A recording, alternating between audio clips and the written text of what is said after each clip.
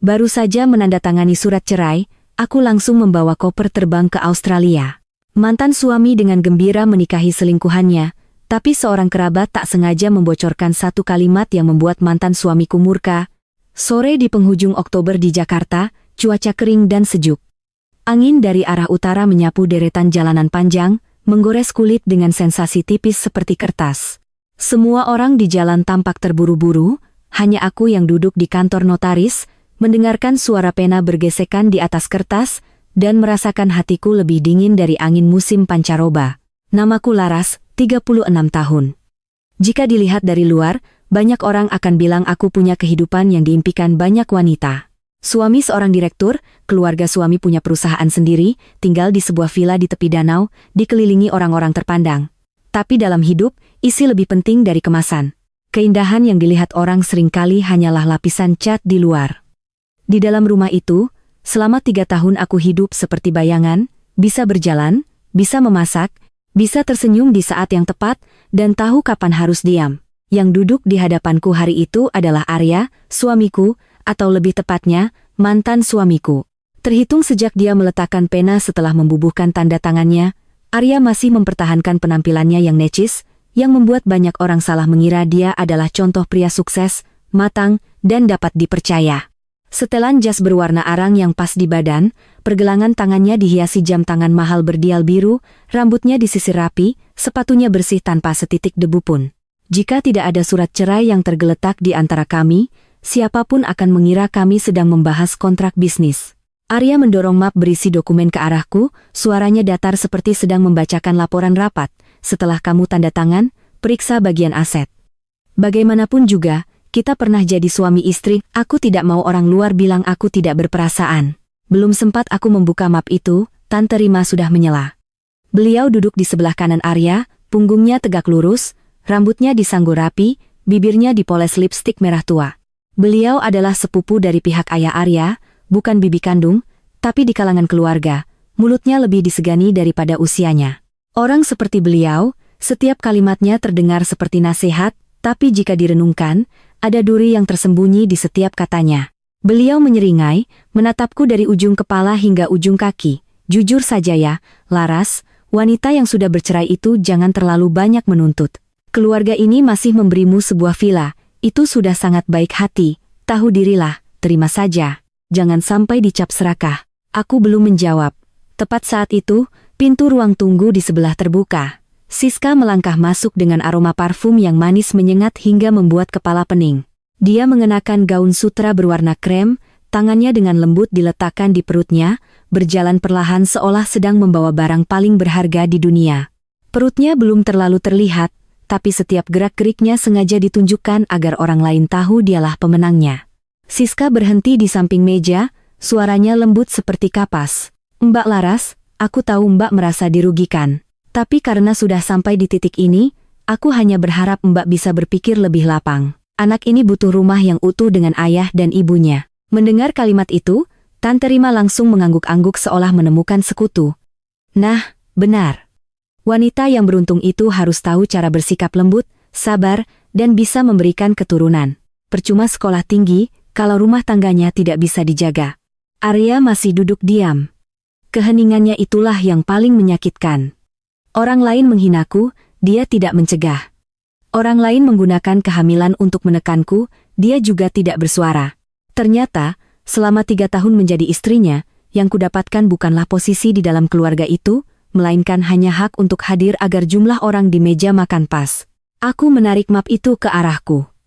Kertasnya baru, tintanya masih segar, sampulnya tebal dan mewah.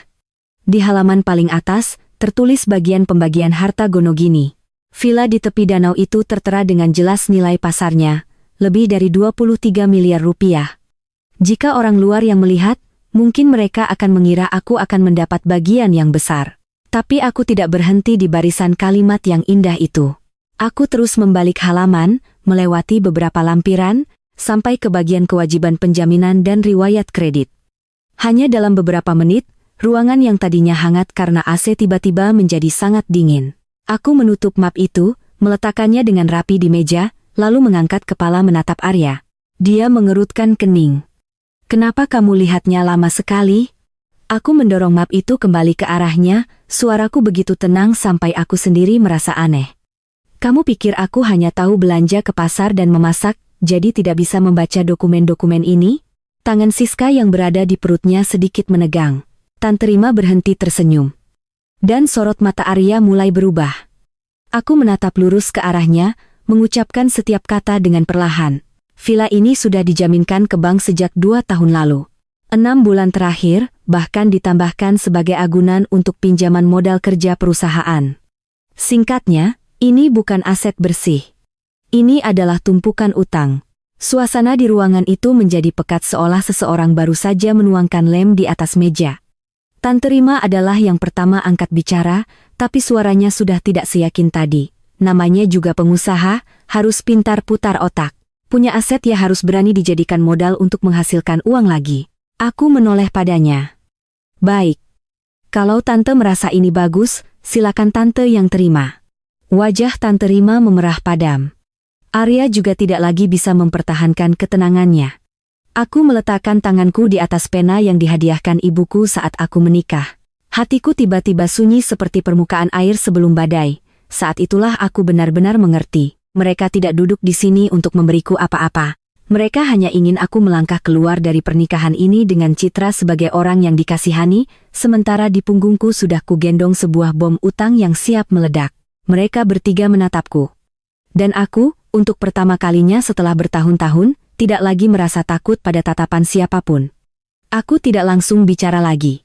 Dalam hidup, terkadang diam di saat yang tepat lebih tajam daripada berdebat. Aku membiarkan keheningan itu duduk di antara kami berempat di ruang notaris, berat seperti batu. Suara AC masih berdengung di atas kepala, suara kendaraan di luar terdengar sayup-sayup, tapi di dalam ruangan, semua orang seolah baru saja menelan sesuatu yang tersangkut di tenggorokan. Arya duduk lebih tegak, matanya terpaku pada map yang baru saja kukembalikan. Otot di pipinya berkedut sangat tipis, kedutan yang sulit dilihat orang lain. Tapi sebagai orang yang pernah hidup bersamanya, aku tahu itu adalah tandanya setiap kali harga dirinya tersentuh. Dia terbiasa berada di posisi atas, terbiasa menjadi orang yang mengucapkan kata terakhir. Hari ini, di tengah ruangan yang terang benderang ini, untuk pertama kalinya dia harus menghadapi sebuah fakta yang tidak bisa ditutupi dengan suara berat atau setelan jas mahal. Siska angkat bicara lebih dulu, tapi suaranya tidak lagi semanis saat pertama kali masuk. Mbak Laras, mungkin Mbak salah paham. Dokumen kredit perusahaan dan aset pribadi kan terkadang harus dipisahkan.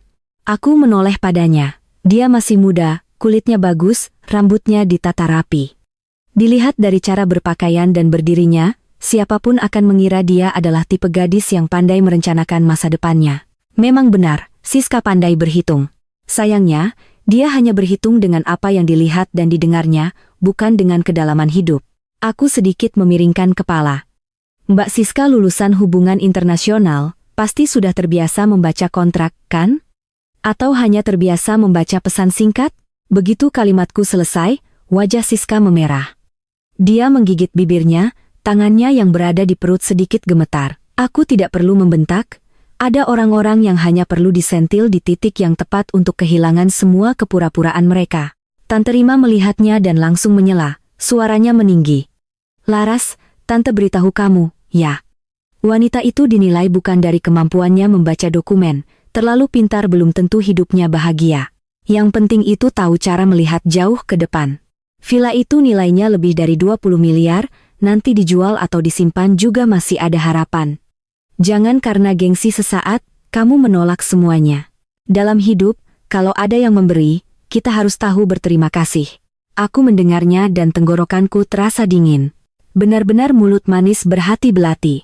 Setiap kalimatnya dibalut madu, tapi jika digigit, rasanya pahit. Aku membuka kembali map itu, tepat di halaman lampiran bank, dan menunjuk baris demi baris dengan ujung penaku. Tante bilang villa ini nilainya lebih dari 20 miliar, benar. Tapi villa ini sedang menjamin pinjaman jangka pendek sebesar 11 miliar, ditambah fasilitas kredit yang diperpanjang hampir 6 miliar lagi. Belum lagi lampiran penyesuaian 3 bulan lalu, yang menggunakan aset ini untuk memperpanjang kewajiban perusahaan. Aku mengangkat kepala menatap Arya. Mau aku lanjutkan membacanya? Arya mengertakkan gigi, tangannya terkepal di atas meja, suaranya merendah.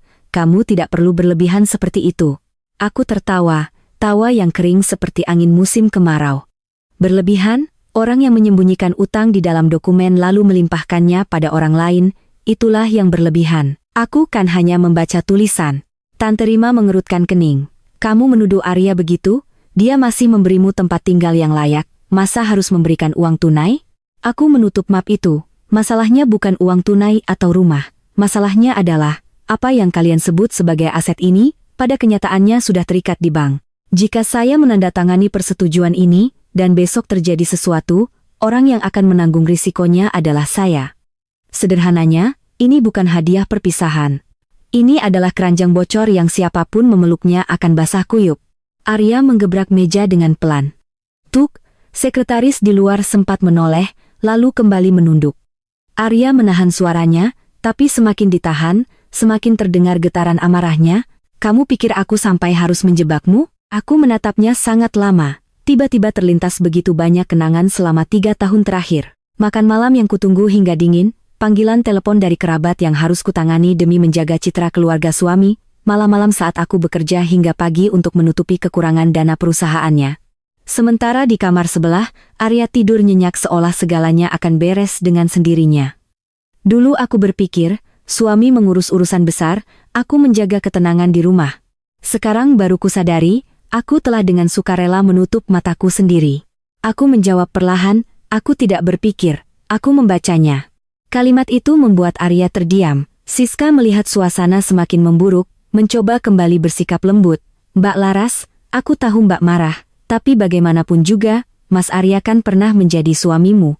Lagi pula, villa itu, kalau nanti perusahaan melewati masa sulit, nilainya akan tetap besar. Sesama keluarga, tidak mungkin ada yang mau menjerumuskan. Aku menatap Siska. Kali ini bukan lagi marah, hanya merasa geli. Sesama keluarga? Justru dialah yang masuk saat pernikahanku mulai retak, dan perlahan menuangkan minyak ke dalam api. Kata sesama keluarga dari mulutnya terdengar begitu ironis. Aku meletakkan kedua tanganku di atas meja. Kamu benar satu hal. Tidak ada yang boleh menjerumuskan orang lain, tapi sejak awal, yang sedang dijerumuskan adalah aku. Tante Rima mendengus. Astaga. Kenapa kamu harus memperbesar masalah? Siska sedang hamil, keluarga ini akan punya penerus. Pernikahan kalian sudah sampai di sini, ya sudahlah, berpisah baik-baik. Jangan sampai orang tua tidak bisa saling sapa lagi. Saling ngotot begini hanya akan mempermalukan kaum wanita. Aku menoleh padanya, untuk pertama kalinya tatapanku menajam.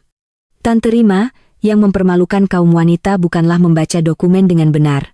Yang mempermalukan kaum wanita adalah tahu keponakannya mengkhianati istrinya, tapi masih duduk di sini menggunakan kehamilan dan nasihat moral untuk memaksa orang lain menerima utang. Tante Rima tertegun. Mungkin beliau tidak menyangka aku berani bicara terus terang. Selama 3 tahun menjadi menantu, aku selalu diam. Bukan karena aku takut, tapi karena kupikir masih ada ikatan keluarga. Tapi sejak melangkahkan kaki ke pertemuan ini, aku sadar, batasan itu hanya berlaku jika kita masih dianggap keluarga. Ketika orang lain sudah menganggap kita seperti keset, jika kita masih diam, kita hanya akan menyakiti diri sendiri. Arya menghela napas kasar. Jadi, kamu mau apa? Aku tidak langsung menjawab. Aku mengeluarkan pena dari tutupnya. Suara logam yang pelan terdengar di tengah keheningan.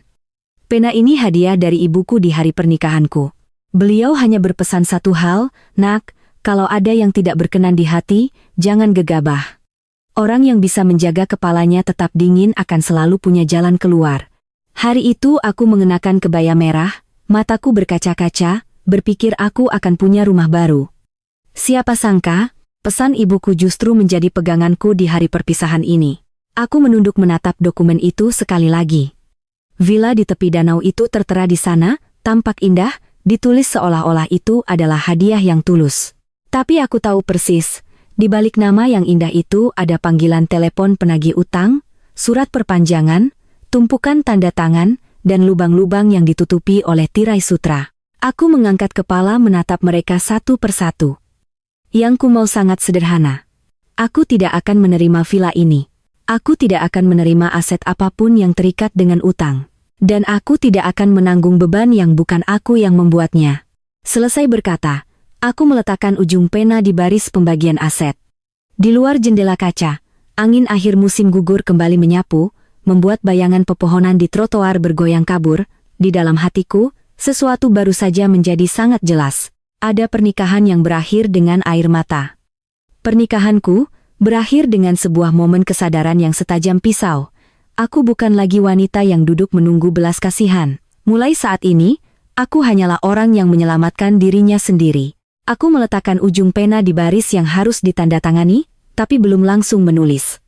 Orang luar mungkin mengira aku ragu, hanya aku yang tahu, itu bukan karena keraguan. Aku hanya ingin memastikan, setelah goresan pena ini, tidak ada lagi benang kusut yang mengikatku dengan keluarga Arya. Sekali putus, harus putus selamanya. Arya mulai tidak sabar, suaranya menekan. Laras, aku tanya sekali lagi, kamu benar-benar tidak mau menerima villa itu? Aku tidak mengangkat kepala, hanya membalik ke halaman terakhir dokumen. Bagian klausul tanggung jawab keuangan pasca perceraian terpampang di hadapanku. Aku menggunakan ujung pena untuk menggaris lurus bagian penerimaan villa, lalu melingkari klausul, kedua belah pihak sepenuhnya independen secara finansial, termasuk aset, utang, dan kewajiban yang timbul sebelum, selama, dan setelah masa perkawinan, sesuai dengan tanggung jawab masing-masing. Selesai, barulah aku menjawab, bukan tidak mau, tapi tidak bodoh. Mendengar itu, Siska menarik napas pelan. Tante Rima berhenti bersikap manis, wajahnya menggelap. Jaga bicaramu, suaranya meninggi. Bagaimanapun juga, Arya masih memberimu jalan keluar. Bercerai dan masih dibagi rumah, tidak semua orang seberuntung itu. Jangan serakah. Aku menandatangani halaman itu. Goresan penaku tegas. Suara ujung pena di atas kertas terdengar kering dan renyah, seperti sebuah potongan yang rapi. Selesai, aku menutup pena, lalu mengangkat kepala menatap Tante Rima. Tante tenang saja, saya tidak serakah. Saya hanya tidak mau menerima utang yang dibungkus seperti hadiah. Wajah Tante Rima memerah padam. Anak ini, dulu waktu jadi menantu begitu penurut, sekarang baru cerai sudah berani kurang ajar. Jika ini aku 3 tahun yang lalu, mungkin aku akan tercekat mendengarnya, takut dicap tidak sopan. Tapi hari ini berbeda. Mungkin benar, cacing pun akan menggeliat jika diinjak. Orang sudah mendorongku sampai ke tepi jurang. Jika aku tidak melawan, berarti aku meremehkan diriku sendiri. Aku menatap lurus ke matanya. Selama 3 tahun, saya diam bukan karena saya takut, Tante. Saya diam karena saya masih berpikir saya adalah bagian dari keluarga ini. Tapi hari ini, saat orang lain sudah duduk di sini membawa istri baru dan kehamilannya untuk memaksaku menerima utang, saya tidak lagi punya kewajiban untuk menahan diri. Arya menggebrak meja, gelas air di hadapannya bergetar. Bicaramu yang sopan. Aku menoleh padanya. Benar, ada orang yang jika tidak bisa menang dengan logika, akan mulai menang dengan volume suara. Selama 3 tahun, aku sering melihatnya. Setiap kali harga dirinya tersentuh, dia akan mengubah nada bicaranya. Tapi sayangnya, dokumen bank tidak bisa mendengar suara siapa yang lebih keras. Aku bersandar di kursi, bertanya dengan dingin. Kamu mau aku sopan bagaimana? Sopan menerima utangmu, sambil tersenyum agar orang lain memujimu baik hati? Arya menggeram.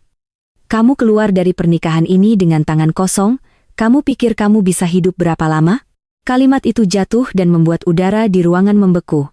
Sejujurnya, jika ini beberapa bulan lalu, mungkin aku akan sangat terluka. Tapi anehnya, saat kita sudah melihat sifat asli seseorang, kata-kata mereka tidak lagi punya kekuatan untuk melukai sedalam dulu. Aku perlahan memasukkan pena ke dalam tasku. Sebelum bertemu denganmu, aku bisa hidup. Setelah meninggalkanmu, aku juga akan bisa hidup. Bedanya, kali ini aku akan hidup tanpa harus membanting tulang untuk menjaga gengsi orang lain. Siska mendengarnya dan wajahnya memucat. Mungkin saat itulah dia mulai sadar, pria yang berdiri di sampingnya tidak sekokoh penampilannya. Tante Rima, melihat Arya terpojok, buru-buru menyela.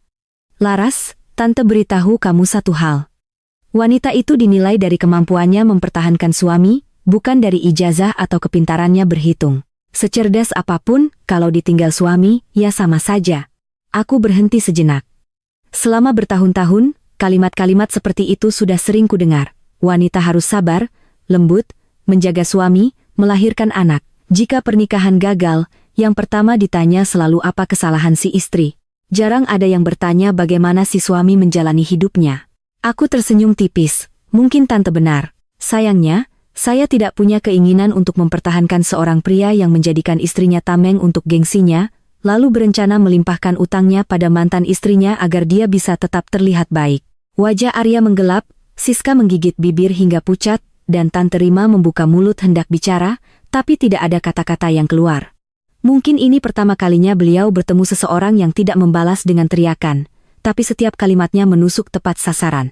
Aku mendorong map yang sudah kutandatangani ke arah notaris, lalu berdiri dan merapikan jaketku. Gerakan kecil, tapi aku merasa seolah baru saja melepaskan beban berat dari pundakku. Di luar jendela kaca, langit semakin kelabu. Angin meniup daun-daun kering berputar di trotoar. Jakarta di akhir Oktober memang begitu, tampak teduh, tapi dinginnya menusuk. Arya ikut berdiri. Laras, aku berhenti, tapi tidak sepenuhnya berbalik. Ada apa lagi? Suaranya lebih berat, tidak lagi berwibawa seperti di awal. Jangan sampai nanti kamu menyesal. Aku memiringkan kepala dan tertawa sangat pelan. Orang yang seharusnya takut pada penyesalan bukanlah aku. Selesai berkata, aku melangkah keluar dari kantor notaris. Koridor di luar terang, beraroma kertas baru dan pembersih lantai. Aku berjalan perlahan, mendengar suara hak sepatuku beradu dengan ubin. Setiap langkah keluar, hatiku terasa sedikit lebih ringan. Sampai di pintu, aku berhenti, menatap langit yang sejuk di hadapanku. Tidak ada yang menahan tanganku, tidak ada panggilan memohon, tidak ada air mata yang jatuh. Hanya aku, tas di pundakku, pena dari ibuku di dalamnya, dan sebuah perasaan yang menyakitkan sekaligus mencerahkan. Aku tahu, sejak saat itu, aku telah benar-benar meninggalkan keluarga Arya.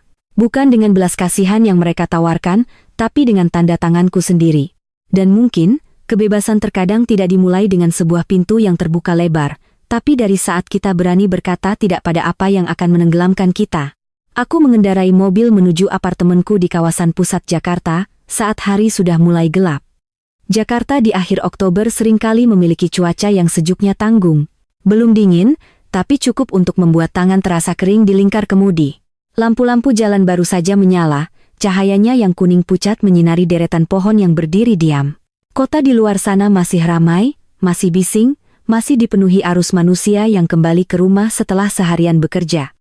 Anehnya, aku justru tidak lagi tahu harus menyebut tempat mana sebagai rumah. Apartemen ini kubeli sebelum menikah dengan Arya. Dulu ibuku pernah berkata, anak perempuan kalau punya tempat tinggal sendiri dari hasil jerih payahnya, seberat apapun hidup nanti, masih ada sudut untuk berdiam diri. Aku mendengarnya sambil tersenyum, karena saat itu aku sedang jatuh cinta dan percaya pada pernikahan. Siapa sangka suatu hari aku akan kembali ke sini, dengan pakaian yang sama yang kupakai untuk menandatangani surat cerai. Membuka pintu, udara pengap di dalam ruangan bercampur dengan aroma kayu, tirai, dan bau khas tempat yang jarang dihuni tapi tetap terawat. Aku tidak menyalakan semua lampu, hanya satu lampu kuning kecil di sudut ruang tamu. Cahayanya menyinari dinding, cukup untuk memperlihatkan sofa berwarna krem, pot tanaman lidah mertua di dekat jendela kaca, dan rak buku yang kubeli saat masih lajang. Aku melepaskan sepatu, meletakkan tasku di sofa, dan duduk terdiam sangat lama. Mungkin orang lain akan mengira setelah proses perceraian seperti ini aku akan menangis. Tapi anehnya, air mata tidak datang.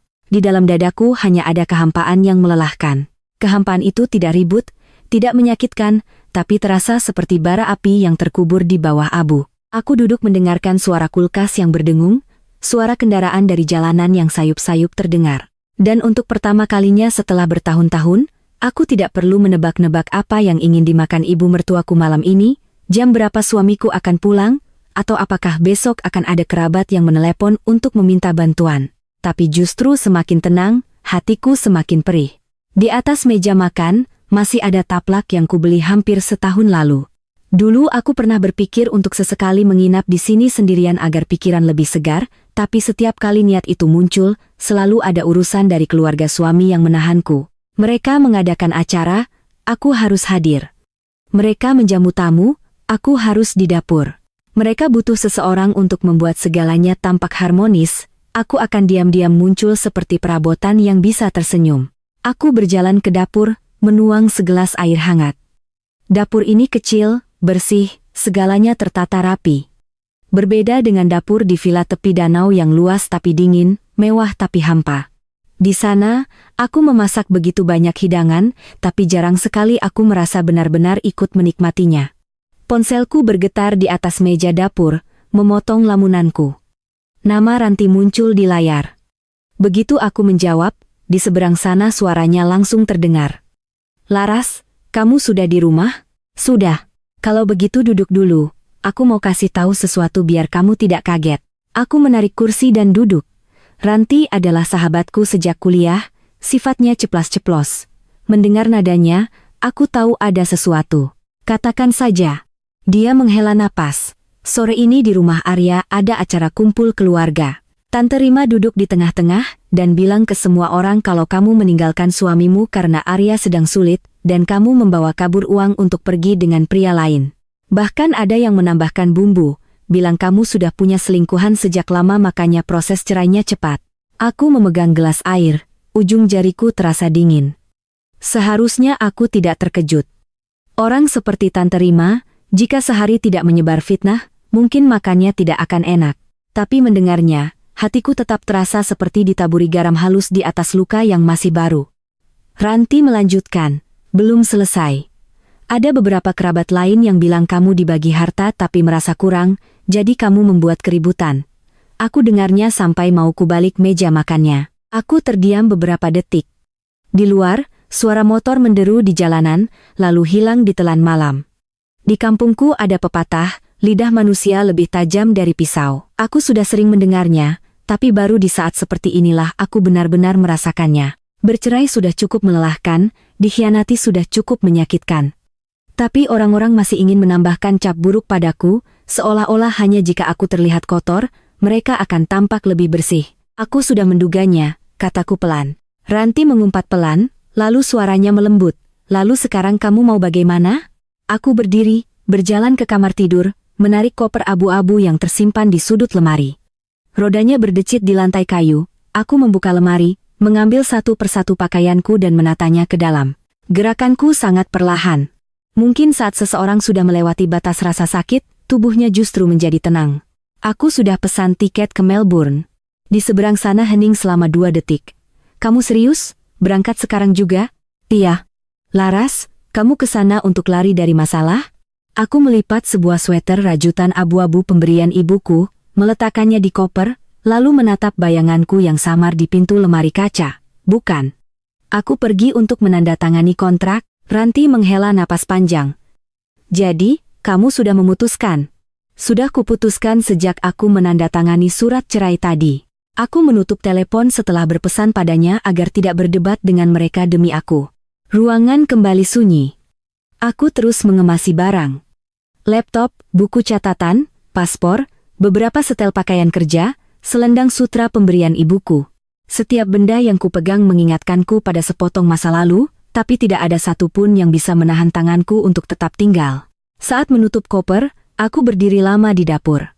Di rak masih ada set cangkir teh yang kusukai, di sebelahnya ada panci kecil yang sering kupakai untuk memasak mie instan saat lembur. Benda-benda kecil itu tiba-tiba membuat tenggorokanku tercekat. Aku tidak merindukan Arya.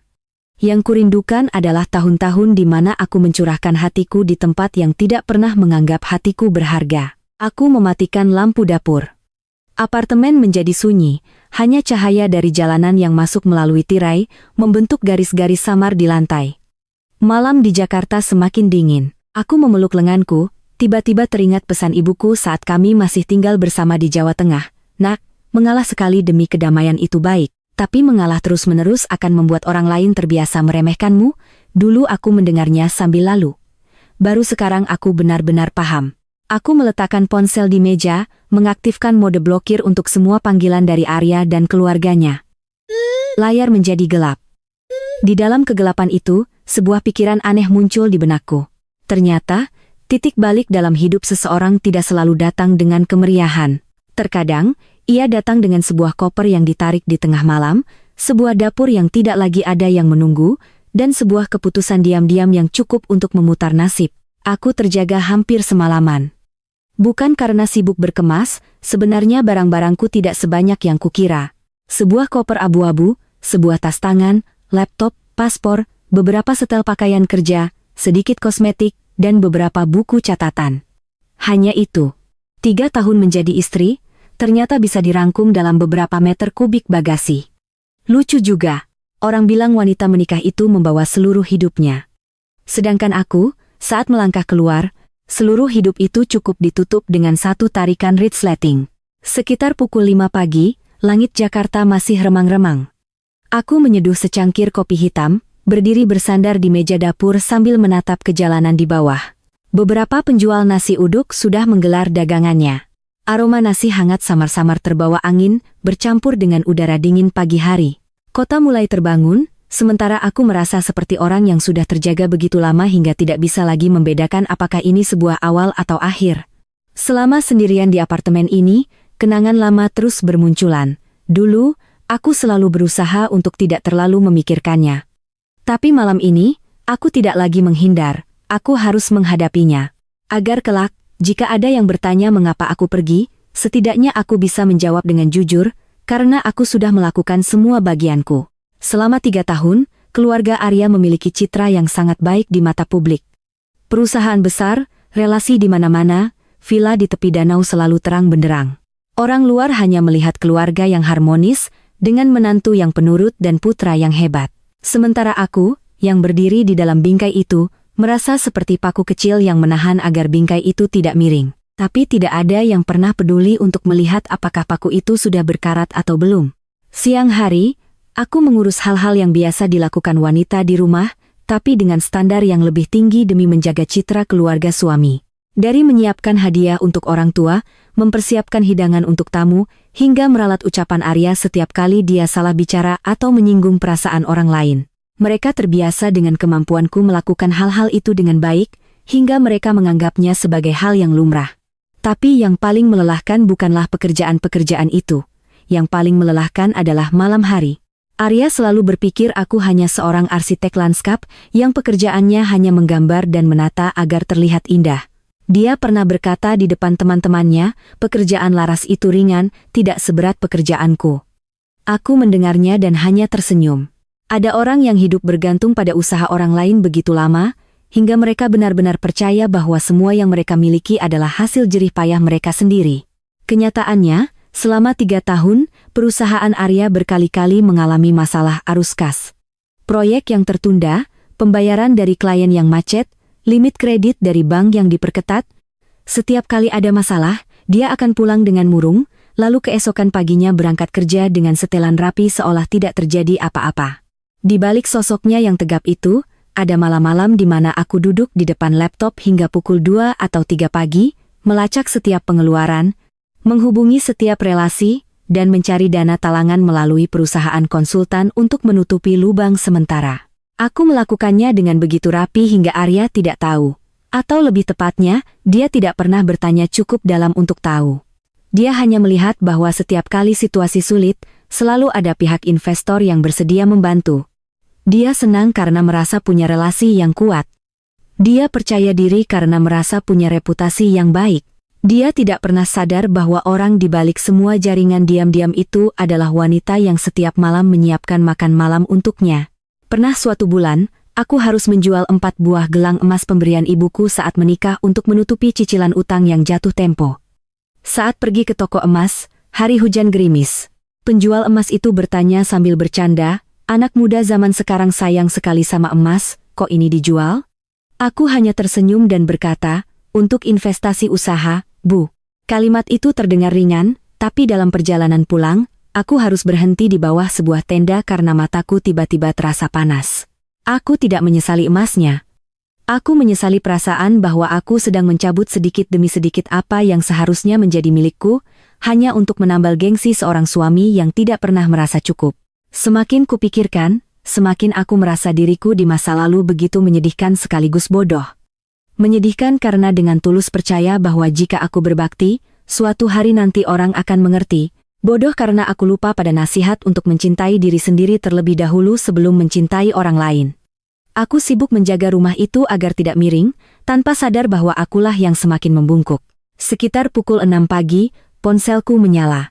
Sebuah panggilan tak terjawab dari nomor tak dikenal, diikuti sebuah pesan singkat tanpa nama, "Laras, kamu sebaiknya pikirkan lagi. Jangan perkeruh suasana." Aku tidak perlu menebak siapa pengirimnya. Gaya pesannya yang singkat, tanpa permintaan maaf, tanpa penjelasan, seolah dia masih berada di posisi atas. Hanya Arya yang bisa seperti itu. Aku langsung menghapus pesan itu dan berjalan ke dapur untuk terakhir kalinya. Di rak masih ada stoples gula merah, sebungkus spaghetti yang sudah terbuka, dan 2 mangkuk keramik yang kubeli di perajin lokal. Aku menatap benda-benda biasa itu dan tenggorokanku tercekat. Bukan karena aku merindukan dapur itu. Aku merindukan wanita yang pernah berdiri di sini, yang berpikir bahwa jika dia berusaha sedikit lebih keras, bersabar sedikit lebih lama, maka segalanya akan baik-baik saja. Padahal, yang tidak baik-baik saja sejak awal bukanlah dirinya.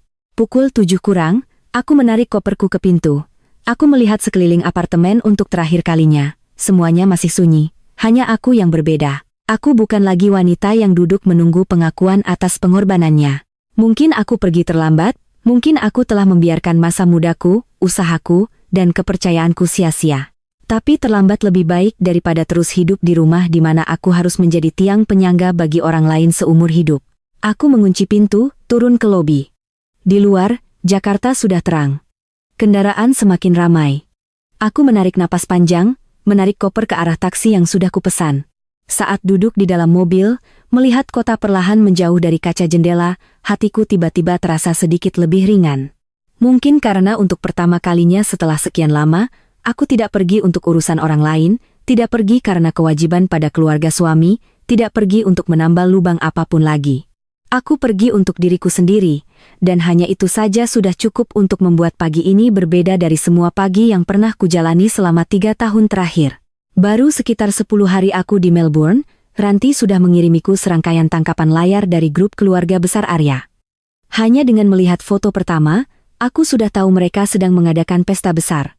Aula pernikahan berhiaskan lampu kuning keemasan, latar belakang panggung dipenuhi bunga putih dan merah muda. Di tengahnya tergantung tulisan dengan gaya yang mencolok. Arya mengenakan setelan biru tua, sementara Siska mengenakan gaun pengantin berekor panjang, tangannya masih diletakkan di perutnya, seolah itu adalah sebuah medali kemenangan. Aku tidak berminat memperbesar fotonya, hanya melihat sekilas lalu meletakkan ponselku. Di luar jendela apartemen sewaanku, Melbourne sedang memasuki awal musim panas. Pemandangan itu begitu tenang, sementara di ujung telepon sana, Jakarta mungkin sedang seramai pasar malam. Keramaian yang khas dari pesta pernikahan orang kaya. Ranti meneleponku melalui video call. Begitu melihat wajahku, dia langsung mencibir. Kau tahu tidak apa yang mereka lakukan?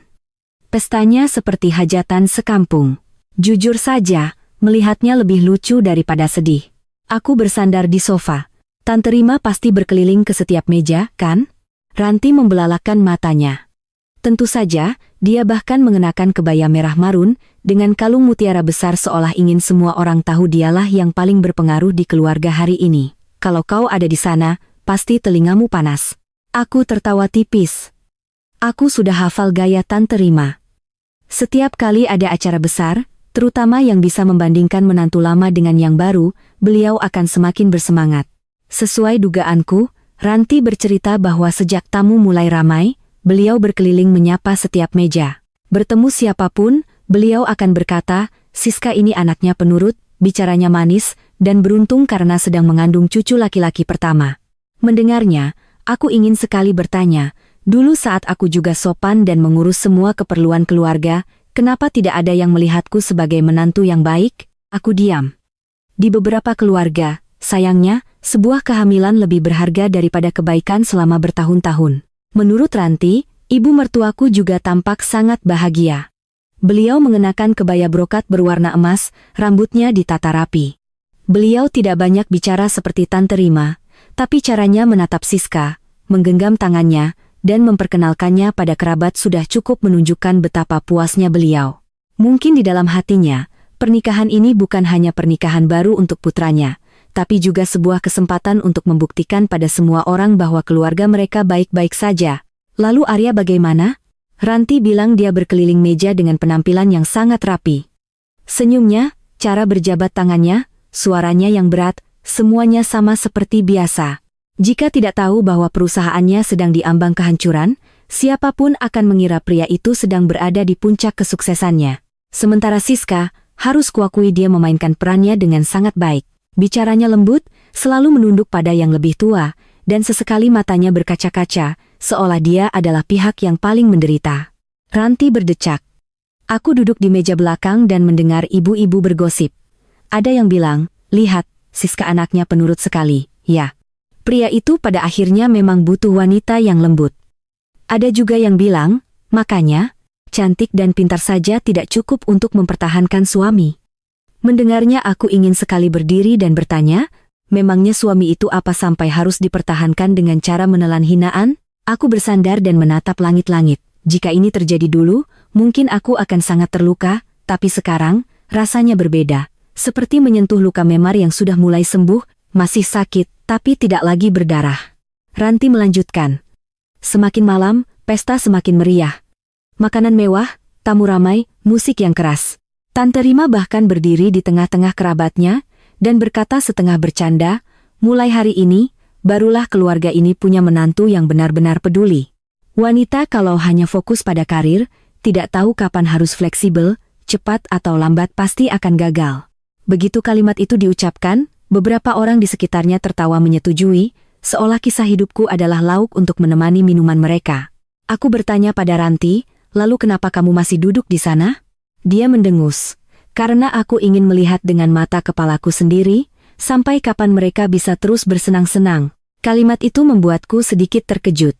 Ranti bukan tipe orang yang bicara asal, tapi dia tidak langsung melanjutkan.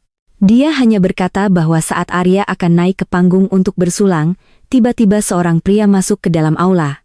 Dia adalah Om Santoso, kerabat jauh dari pihak ayah Arya yang baru saja pulang dari Melbourne untuk menghadiri pernikahan. Aku terdiam sejenak, aku kenal nama itu.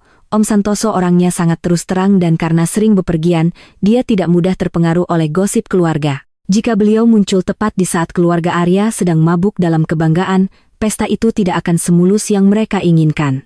Belum sempat aku bertanya, Ranti sudah melanjutkan, suaranya terdengar antara puas dan penasaran. Laras, kurasa sejak Om Santoso masuk, suasana di sana mulai berubah. Masih ada bunga, masih ada minuman, masih ada tawa. Tapi rasanya seperti panci yang sedang mendidih, dan seseorang akan segera membuka tutupnya. Aku menatap sinar matahari di luar jendela, hatiku tiba-tiba terasa sangat tenang. Ada pesta yang diadakan seseorang untuk membuktikan kemenangannya. Tapi hidup terkadang punya caranya sendiri, untuk mengingatkan bahwa menang atau kalah tidak diukur dari megahnya dekorasi atau banyaknya hidangan. Itu diukur dari apa yang tersisa di tangan kita saat lampu dimatikan, kebenaran, atau hanya sebuah peran. Baru saja aku meletakkan ponsel, pesan dari Ranti masuk bertubi-tubi. Begitu aku menjawab panggilannya, dia langsung berkata dengan suara pelan tapi penuh semangat. Laras, seperti dugaanku, pesta pernikahan mereka baru saja dipermalukan di atas panggung. Aku berdiri dan berjalan ke dekat jendela. Di luar, Melbourne masih cerah, tapi di dalam hatiku ada sesuatu yang menggelap. Bukan perasaan puas yang riuh, hanya perasaan bahwa sebuah drama baru saja dimulai. Om Santoso bilang apa? Ranti bercerita. Saat itu adalah puncak acara. MC baru saja mempersilakan pengantin naik ke panggung. Arya memegang mikrofon dan memulai pidato klisnya. Terima kasih pada keluarga, teman, dan takdir yang telah mempertemukan orang yang tepat. Mendengar Ranti mengulanginya, aku hanya merasa getir. Itulah Arya. Bahkan saat mengkhianati, dia selalu suka membungkus tindakannya dengan kata-kata indah. Di tengah pidatonya, Om Santoso yang baru saja tiba, berjalan mendekati panggung. Beliau baru saja mendarat dari Melbourne. Melihat Arya di atas panggung, beliau tertawa lebar, melambaikan tangan, lalu bertanya dengan suara keras di depan semua tamu. Loh, hari ini kamu nikah lagi? Lalu Laras kemana? Hanya dengan satu kalimat itu, beberapa meja di dekat panggung langsung hening. Ranti berkata, suasana di aula itu seperti tombol mute yang baru saja ditekan. Arya terpaku sejenak, lalu tersenyum kaku ke mikrofon. Saya dan Laras sudah tidak cocok, Om. Jadi kami berpisah. Mendengar itu, Om Santoso membelalakan matanya, benar-benar terkejut. Bercerai? Aneh sekali. Pagi tadi Om masih melihat namanya di sebuah artikel tentang proyek arsitektur resor. Dia baru saja menandatangani proyek besar di tepi pantai di Melbourne. Orang-orang di sana sangat memujinya. Aku memejamkan mata sejenak.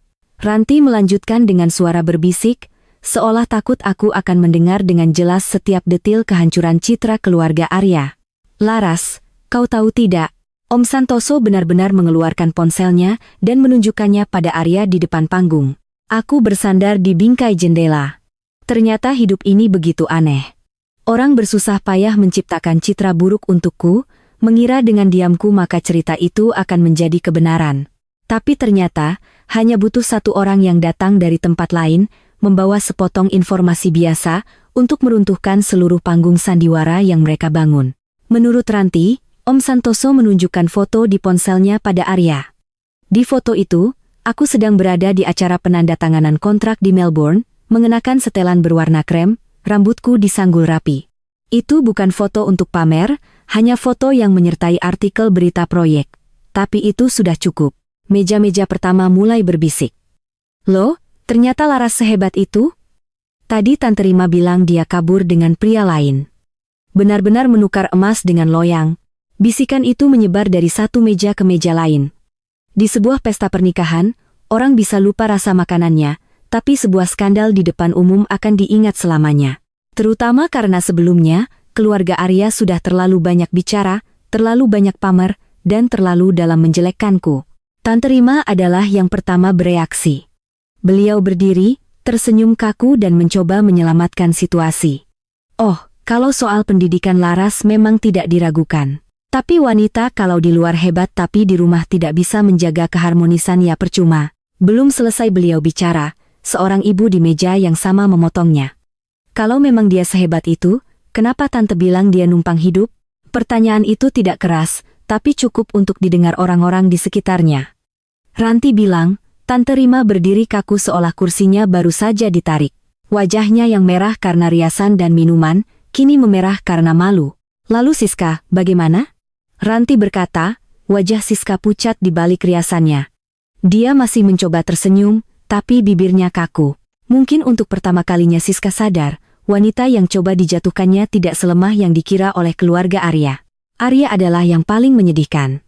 Sepanjang acara, dia berdiri di tengah, menerima tatapan kagum dan ucapan selamat.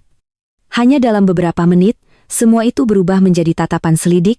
Tidak ada yang menuduhnya langsung, tapi cara orang-orang berbisik sambil melirik ke arah panggung adalah hal yang paling memalukan bagi seseorang seperti Arya. Dia masih mencoba menyelesaikan pidatonya, tapi menurut Ranti, suaranya tidak lagi mantap. Waktu itu aku lihat jelas sekali, kata Ranti. Orang-orang tidak lagi melihatnya sebagai pemenang. Mereka melihatnya seperti orang bodoh yang tidak tahu apa yang telah dilepaskannya. Aku tidak menjawab. Di dalam hatiku, ada perasaan yang sulit dijelaskan. Bukan puas, bukan juga kasihan. Hanya sebuah keheningan yang dingin. Mungkin karena aku tahu, yang menghancurkan Arya hari itu bukanlah namaku atau foto di ponsel Om Santoso. Melainkan saat di mana, untuk pertama kalinya, citra yang telah dibangunnya bertahun-tahun retak di depan umum. Ranti masih bercerita. Setelah kejadian itu, para tamu makan dengan suasana yang berbeda. Cerita di setiap meja bukan lagi tentang pengantin baru, melainkan tentang aku. Orang-orang mulai mengingat banyak hal. Mengingat bagaimana aku selalu mengurus semua acara keluarga dengan begitu rapi. Mengingat saat perusahaan Arya kesulitan, aku tetap tenang mendampinginya. Mengingat bagaimana aku tidak pernah banyak bicara atau menuntut, yang sekarang baru mereka sadari, bukan karena aku lemah, tapi karena aku tidak mau menurunkan diriku ke level mereka. Aku bertanya pada Ranti, Arya bicara apa lagi? Dia tertawa sinis. Bicara apa lagi? Selesai bersulang dia langsung turun panggung. Wajahnya seperti baru disiram air es. Aku menatap kejauhan, dunia masih berjalan normal. Hanya aku yang tahu, di belahan bumi yang lain, pesta yang mereka bangun sebagai monumen kemenangan telah mulai retak. Aneh sekali hidup ini. Ada orang yang menghabiskan begitu banyak tenaga untuk menjelekkan orang lain, mengira dengan begitu mereka akan terlihat lebih tinggi.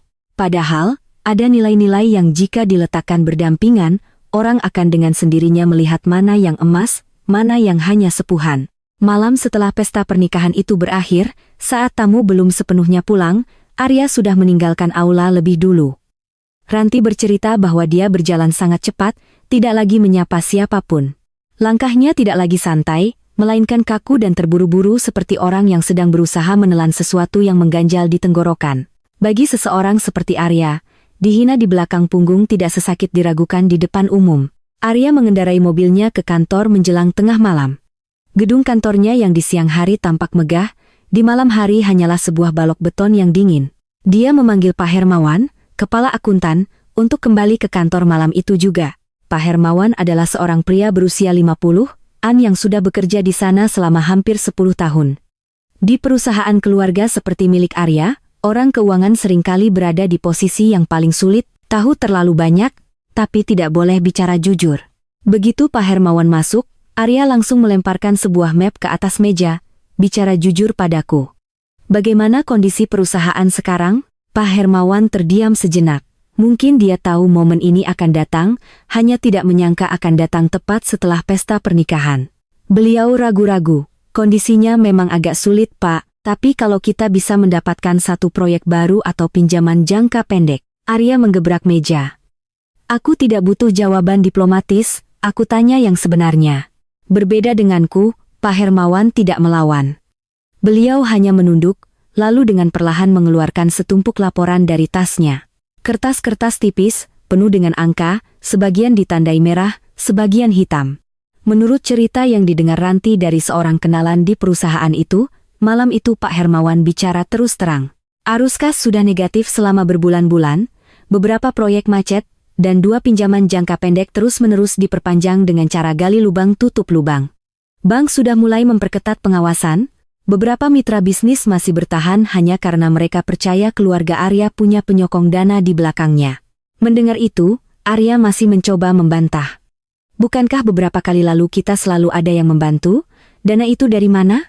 Pak Hermawan terdiam sejenak, lalu menjawab dengan suara pelan tapi jelas. Itu bukan dana dari investor, Pak. Arya tertegun. Lalu dari mana? Pak Hermawan menelan ludah. Itu adalah dana pribadi yang disalurkan melalui perusahaan perantara, dan yang mengaturnya adalah Ibu Laras. Mendengar itu, bahkan aku yang berada di Melbourne pun harus meletakkan gelasku dengan perlahan. Bukan karena terkejut. Aku tahu suatu saat kebenaran ini akan terungkap. Aku hanya bisa membayangkan wajah Arya saat mendengarnya. Pasti seperti orang yang berjalan di atas jembatan yang dikiranya terbuat dari batu, lalu tiba-tiba sadar bahwa di bawah kakinya hanyalah papan lapuk yang selama ini ditopang oleh orang lain. Pak Hermawan melanjutkan. Selama 3 tahun, setiap kali ada masalah likuiditas jangka pendek, selalu Ibu Laras yang menanganinya di belakang Bapak. Pernah beliau sampai menjual emas pribadinya untuk menutupi cicilan yang jatuh tempo. Tanpa itu, perusahaan kita sudah bangkrut sejak lama. Aku tidak berada di ruangan itu, tapi aku tahu persis perasaan Arya saat mendengar setiap kata. Rasa sakitnya bukan hanya karena perusahaannya diambang kehancuran. Rasa sakit yang lebih besar adalah menyadari bahwa wanita yang selama ini diremehkannya, justru adalah orang yang selama ini melindunginya dari badai. Pasti di kepalanya saat itu terlintas banyak kenangan. Makan malam yang kutunggu, malam-malam saat aku lembur di ruang kerja, saat-saat di mana aku bertanya tentang detail keuangan, dan dia selalu menepisnya dengan berkata, ini urusan laki-laki. Tapi manusia memang aneh.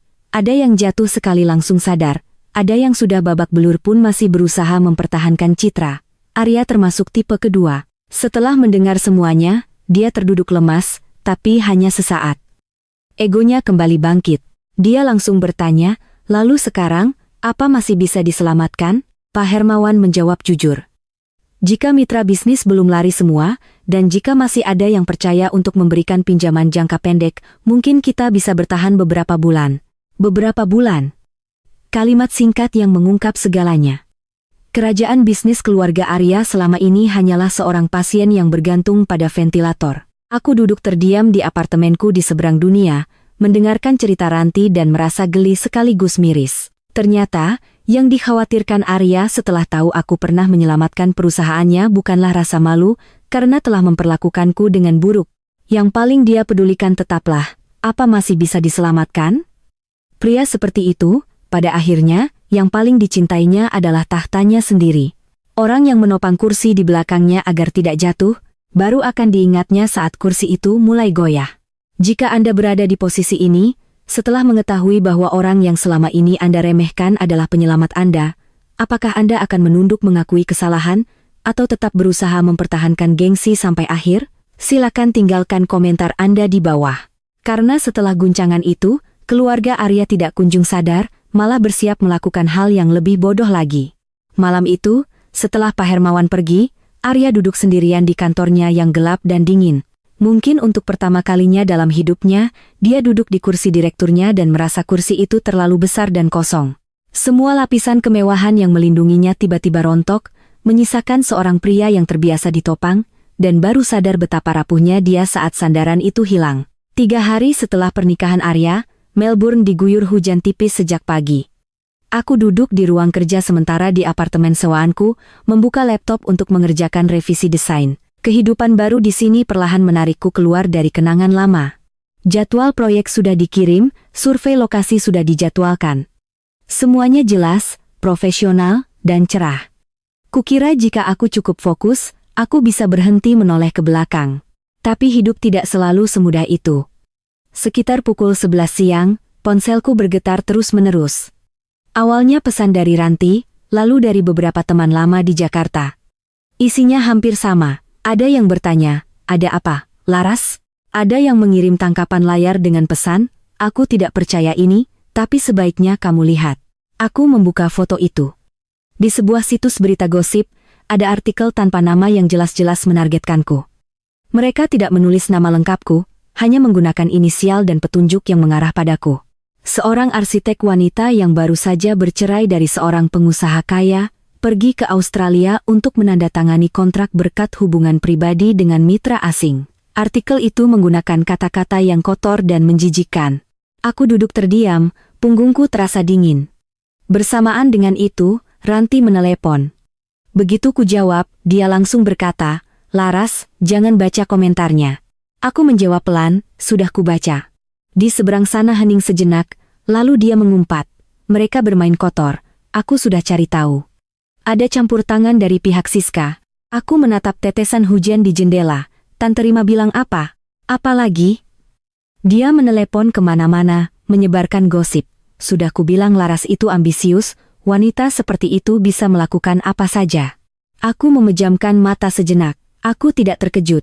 Aku sudah menduga mereka tidak akan tinggal diam. Tapi menduganya adalah satu hal, merasakannya langsung adalah hal lain. Terutama saat yang diserang adalah kehormatanmu. Sore itu aku tetap pergi rapat, tetap presentasi seperti biasa. Daniel, mitra kerjaku, sepertinya menyadari ada yang aneh. Setelah rapat, dia bertanya singkat, ada masalah? Aku hanya menggeleng. Masalah pribadi. Dia tidak bertanya lebih jauh. Malamnya, saat aku baru tiba di apartemen, ibuku menelepon. Dari layar, aku bisa melihat matanya sembab. Nak, yang mereka katakan di internet itu tidak benar, kan? Hanya satu pertanyaan itu. Sepanjang hari aku tidak menangis. Tapi saat mendengar suara ibuku yang penuh kekhawatiran, pertahananku runtuh. Aku pergi ke kamar mandi, mengunci pintu, air dari keran menetes. Aku bersandar di dinding, menggigit bibirku hingga sakit. Ternyata, yang paling menyakitkan bukanlah apa yang dipikirkan orang lain, melainkan saat ibuku yang sudah tua harus mendengar hal-hal buruk tentang putrinya. Aku menarik napas dalam-dalam, mencoba menenangkan suaraku. Ibu tahu aku, kan? Aku tidak akan melakukan hal seperti itu. Ibuku mengangguk, tapi matanya masih merah. Ibu tahu. Hanya saja di kampung, mulut orang banyak. Ibu hanya khawatir kamu sendirian di sana.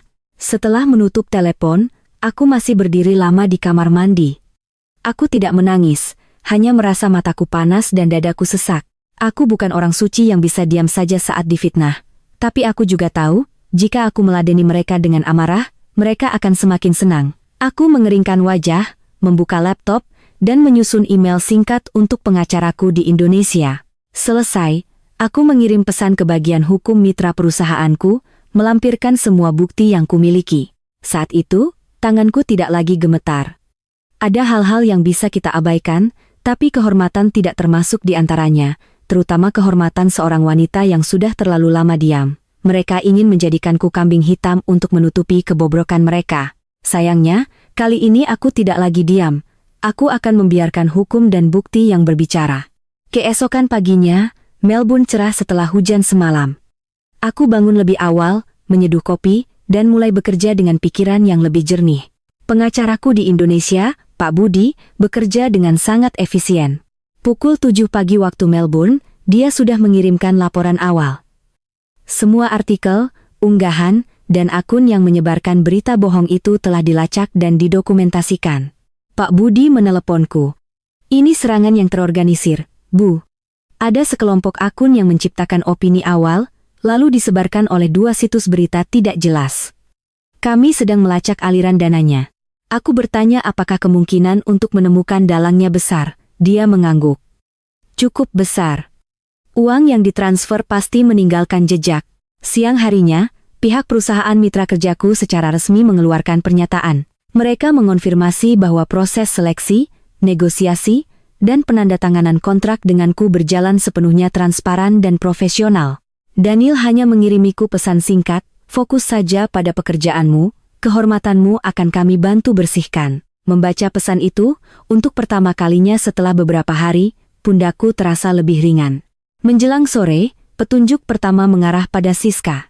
Sejumlah uang ditransfer dari rekening seorang kerabatnya ke sebuah agensi komunikasi kecil yang terkenal suka memainkan isu-isu kotor. 3 hari setelah transfer itu, serangkaian artikel fitnah tentangku mulai muncul. Tidak hanya itu, tim teknis juga menemukan bukti bahwa sekelompok akun palsu beroperasi serentak pada jam yang sama, dengan konten yang sama. Saat aku sedang memeriksa bukti-bukti itu, Ranti menelepon lagi. Laras, ini bukan hanya soal fitnah. Aku baru dengar dari orang dalam, sepertinya Siska juga menggelapkan dana perusahaan. Aku tertegun. Menggelapkan? Iya. Dia mengambil uang sedikit demi sedikit melalui laporan palsu. Biasanya sulit terdeteksi, tapi karena sekarang bagian akuntansi sedang mengaudit ulang semua pengeluaran, jejaknya mulai terlihat. Aku hanya bisa terdiam. Benar kata pepatah, sepandai-pandainya tupai melompat, akhirnya akan jatuh juga. Keesokan harinya, masalahnya meledak lebih besar. Pengacara mengirimkan bukti baru. Ada indikasi pemalsuan tanda tangan pada beberapa kontrak. Sebuah email internal lama juga menunjukkan bahwa informasi tender pernah bocor ke pihak luar. Sederhananya, Siska tidak hanya memfitnahku, dia juga menggunakan posisinya untuk mencuri uang dan menjual informasi perusahaan. Citra menantu baik hati yang selama ini diagung-agungkan oleh Tante Rima dan ibu mertuaku, ternyata hanyalah topeng. Tapi pukulan paling telak bagi keluarga Arya datang dari sebuah rekaman suara. Rekaman itu dibuat oleh salah satu kerabat yang sering ikut dengan Tante Rima. Di dalam rekaman itu, suara Tante Rima terdengar sangat jelas, sinis dan puas. Biarkan saja publik berpikir Laras itu wanita murahan. Wanita kalau sudah dicap begitu, sehebat apapun tidak akan bisa bangkit lagi. Mendengar setiap katanya, aku hanya merasa hatiku hampa. Tidak lagi marah. Hanya sedih melihat seorang wanita tua yang kebahagiaannya dibangun di atas penderitaan orang lain. Pak Budi memberitahuku, kasus ini cukup bukti untuk diproses secara hukum. Maka, segalanya berjalan sesuai prosedur. Pertama, mitra perusahaanku mengeluarkan pernyataan resmi. Kedua, surat somasi dikirimkan ke situs gugus berita yang menyebarkan fitnah. Bersamaan dengan itu, bukti aliran dana diserahkan kepada pihak berwenang. Dan akhirnya, pelanggaran internal yang dilakukan Siska memaksa perusahaan Arya untuk melakukan investigasi resmi. Opini publik berbalik hanya dalam semalam. Orang-orang yang kemarin menghujatku, hari ini diam-diam menghapus komentar mereka. Kerabat-kerabat yang tadinya ikut menyebar gosip, kini saling bertanya, "Loh, kok jadi begini?" Ranti bercerita, sejak rekaman suaranya tersebar, Tante Rima hampir tidak berani lagi keluar rumah. Di kampung, di kota, atau di komplek mewah, sama saja. Di mana ada kerumunan wanita, di situ cerita menyebar lebih cepat dari angin. Mulut yang tadinya beliau gunakan untuk menikam orang lain, kini berbalik bertanya padanya. Malam itu, ibuku menelepon. Suaranya terdengar jauh lebih lega. "Ibu sudah dengar. Katanya kamu difitnah."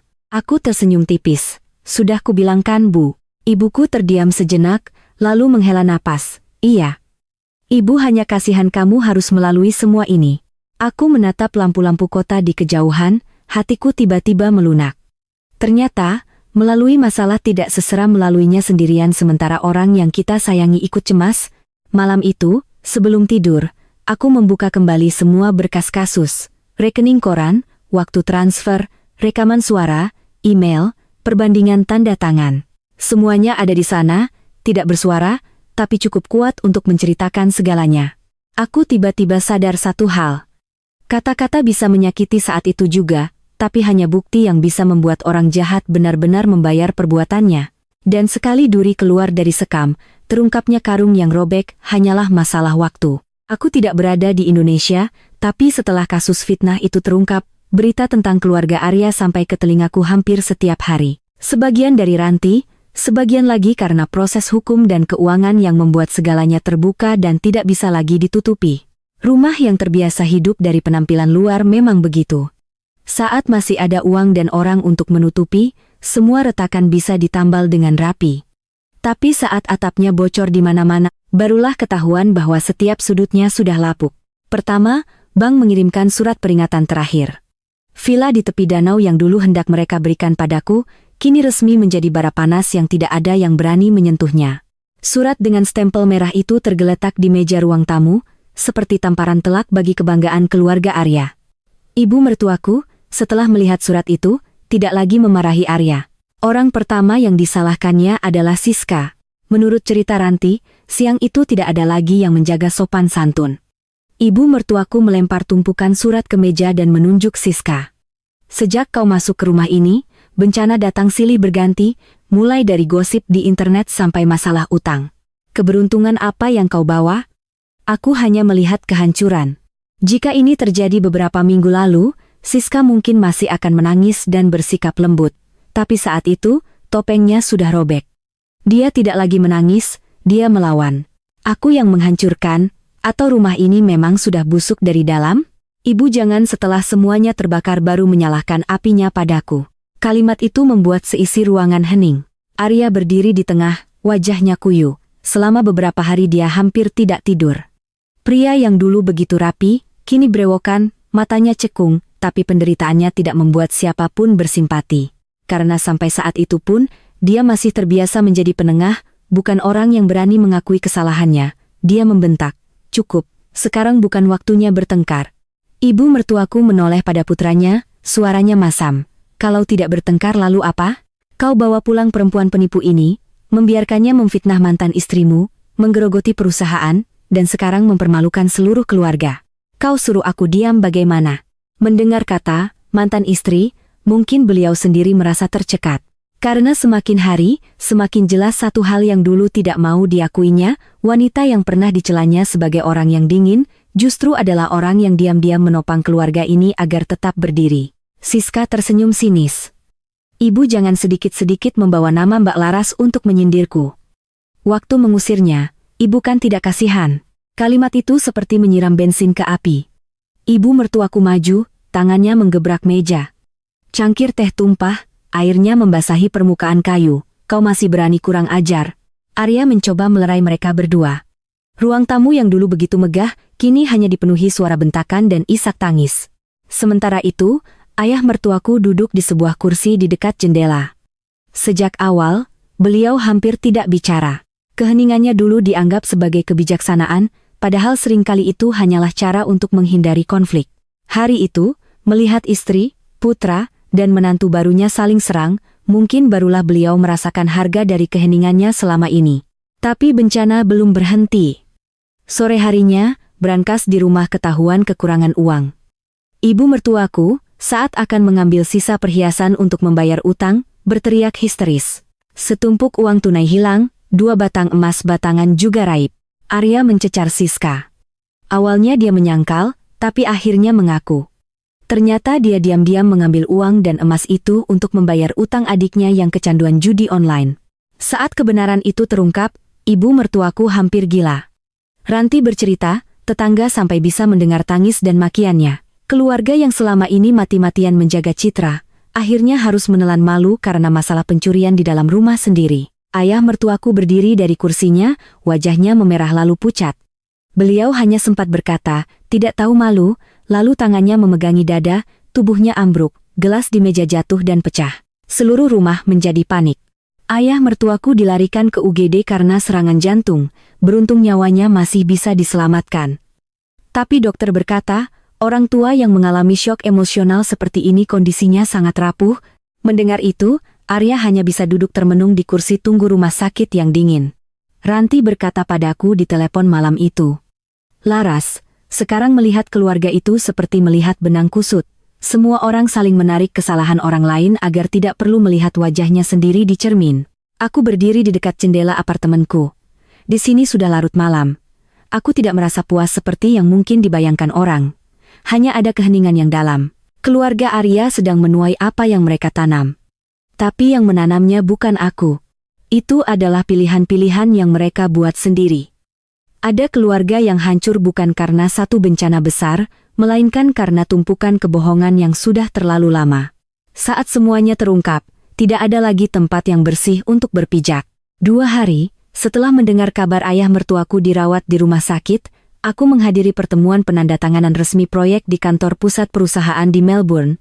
Kantor itu terletak di lantai atas sebuah gedung pencakar langit, menghadap ke Sungai Yara yang biru. Dari ruang rapat, aku bisa melihat jembatan yang melengkung indah. Aku datang 15 menit lebih awal. Kebiasaan yang kujaga sejak dulu. Tapi hari itu, saat duduk di ruang tunggu yang terang, aku tiba-tiba sadar, sudah lama sekali aku tidak memasuki sebuah pertemuan kerja tanpa harus mempersiapkan diri untuk disela, diremehkan, atau dipermalukan. Seorang rekan kerja Daniel lewat dan menyapaku. Dia bilang dia sudah melihat portofolioku dan sangat menantikan presentasiku. Hanya sebuah sapaan formal, tapi hatiku terasa hangat. Ternyata, perasaan dihargai itu tidak semewah yang kukira. Hanya saja, aku sudah terlalu lama hidup di lingkungan yang memaksaku untuk selalu waspada. Rapat berlangsung selama hampir 3 jam.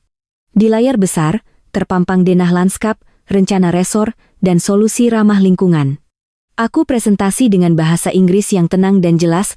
Beberapa kali ada yang menyela, tapi untuk bertanya lebih dalam, bukan untuk menjatuhkanku. Di akhir pertemuan, direktur proyek mengangguk dan berkata singkat, "Ini hasil kerja yang sangat solid." Aku bukan orang yang mudah terharu karena pujian, tapi saat itu, mendengar kalimat itu dari orang yang tidak berutang apapun padaku, tenggorokanku tiba-tiba tercekat.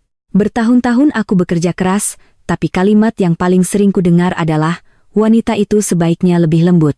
Ternyata, jika kita berdiri di tempat yang tepat, orang akan melihat apa yang selama ini kita sembunyikan demi hidup damai dengan orang lain. Setelah rapat selesai, Daniel menahanku. Dia memberiku secangkir kopi panas. "Kamu baik-baik saja?" Aku memegang cangkir itu. Sejak aku di sini, Daniel selalu bersikap sangat profesional. Dia tidak pernah ingin tahu urusan pribadiku, tapi cukup peka untuk tahu kapan lawan bicaranya sedang lelah. "Aku baik-baik saja," jawabku, kali ini dengan senyum yang tulus. Setidaknya, lebih baik dari beberapa minggu yang lalu.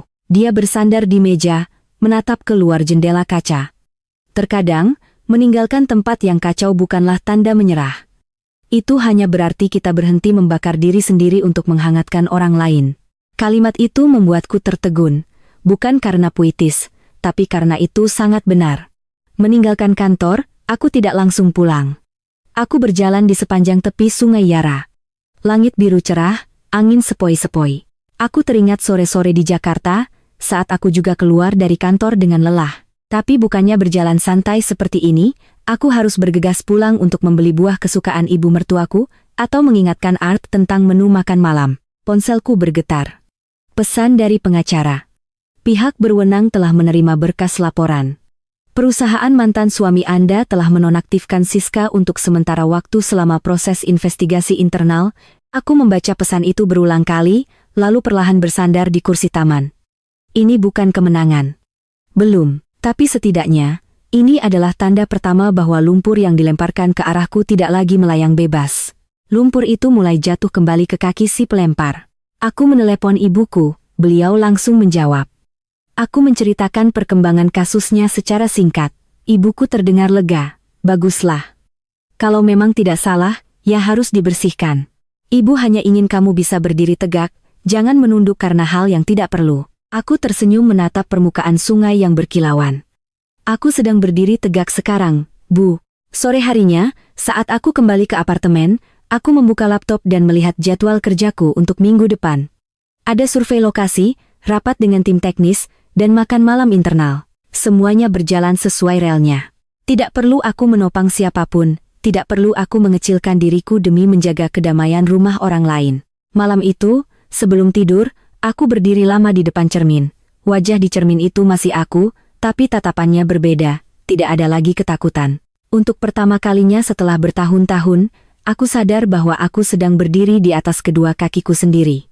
Bukan sebagai istri siapa-siapa, menantu siapa-siapa, atau penambal lubang keluarga manapun, hanya Laras.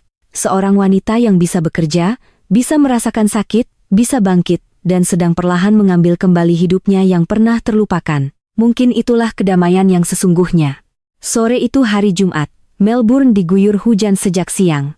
Aku baru saja kembali dari survei lokasi bersama Daniel. Di dalam mobil, kami hanya membahas pekerjaan.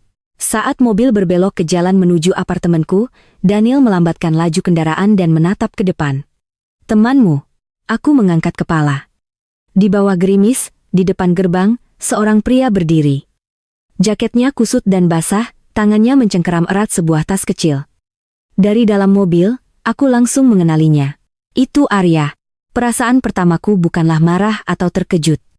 Lebih seperti melihat bayangan lama yang kukira sudah kutinggalkan jauh di belakang. Bedanya, kali ini bayangan itu tampak lebih kurus, lebih lusuh, dan sama sekali tidak ada sisa kemewahan yang dulu melekat padanya. Daniel menatapku, menunggu reaksi. Aku berkata pelan, "Orang lama." "Masuk saja." Saat mobil berhenti, Arya melangkah maju, lalu berhenti sejenak seolah ragu. Aku membuka pintu mobil.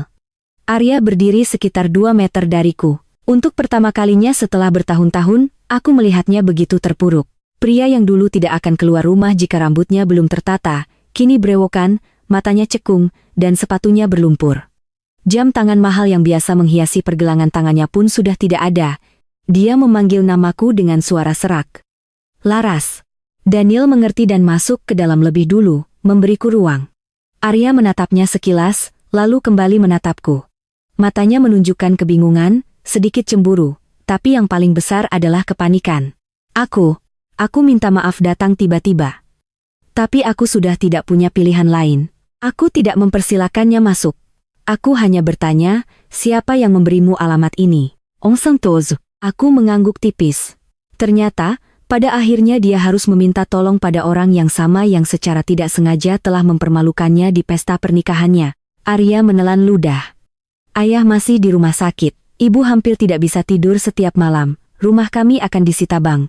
Perusahaan sudah tidak bisa diselamatkan lagi. Aku benar-benar sudah buntu." Aku mendengarkannya, tapi hatiku tidak lagi bergetar.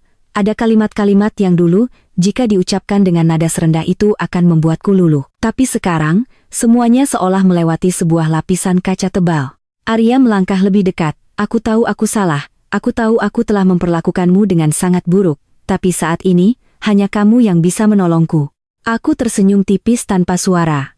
Benar, baru saat di titik terendah, seseorang akan ingat siapa yang pernah menjadi tiang penyangganya. Hujan semakin deras. Aku teringat kalimat yang pernah dilontarkannya padaku di kantor notaris, "Kamu keluar dari pernikahan ini dengan tangan kosong, kamu pikir kamu bisa hidup berapa lama?" Sekarang, orang yang berdiri di luar gerbang dengan penampilan menyedihkan adalah dia. Tiba-tiba Arya berlutut, bukan jatuh, tapi sebuah gerakan yang cepat dan putus asa. "Laras, tolong aku. Rumah kami akan hilang. Ibu tidak akan sanggup menanggungnya." Ayah menatapku tanpa bicara sepatah kata pun. Aku takut, aku salah, aku benar-benar salah. Aku menunduk menatap tangannya yang gemetar. Tangan yang pernah menandatangani begitu banyak kontrak, yang pernah memegang gelas sampahnya di tengah keramaian, yang pernah diam saat kerabatnya menghinaku. Jika ini terjadi beberapa bulan lalu, mungkin aku akan luluh. Tapi luka yang terlalu sering akan membuat kulit menjadi tebal. Aku melepaskan genggamannya dari ujung jaketku, dengan sangat perlahan tapi tegas. "Berdirilah, Arya, tidak baik dilihat tetangga." Dia menggeleng, matanya memerah. Aku tidak peduli lagi dengan harga diri. Aku berdiri tegak dan bertanya satu kalimat, "Kamu tahu di mana letak kesalahanmu?" Arya mengangkat kepala, menatapku dengan tatapan memohon. Dia membuka mulut hendak menjawab, tapi kemudian tercekat. Saat itulah aku sadar satu hal. Pria ini telah datang jauh-jauh, telah berlutut di hadapanku, tapi dia mungkin belum benar-benar mengerti mengapa dia harus berlutut, dan itulah yang paling menyedihkan. Arya masih berlutut di lantai yang basah, menatapku seperti orang yang akan tenggelam melihat daratan. Aku mengulangi pertanyaanku dengan lebih perlahan, "Kamu tahu di mana letak kesalahanmu?" Dia menjawab dengan cepat, seolah takut aku akan pergi. Aku salah karena mempercayai Siska, salah karena membiarkan Tante Rima terlalu ikut campur.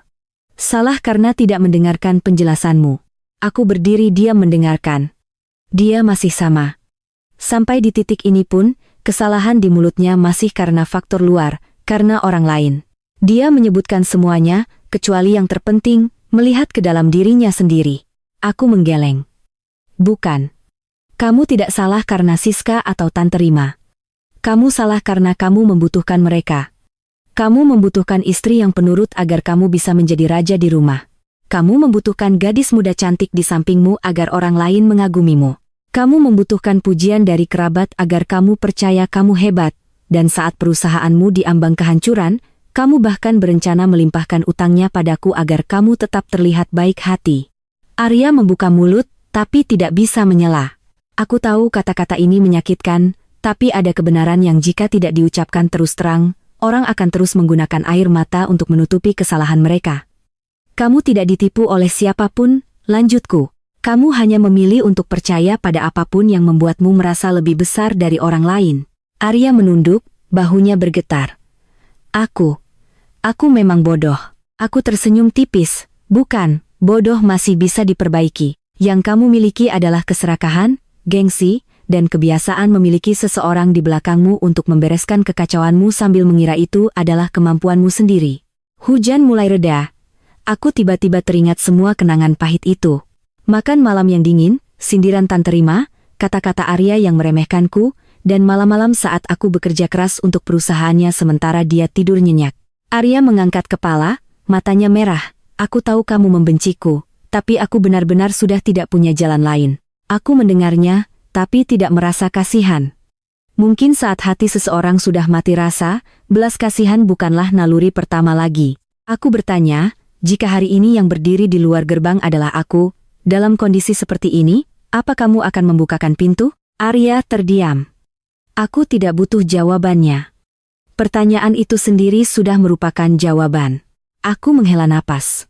Kamu datang ke sini bukan karena kamu menyayangiku atau benar-benar menghargai apa yang pernah kulakukan. Kamu datang karena kamu membutuhkanku. Dan utang kebutuhan itu, sudah lunas kubayar selama 3 tahun menjadi istrimu. Arya mulai menangis. Tangisan seorang pria yang putus asa.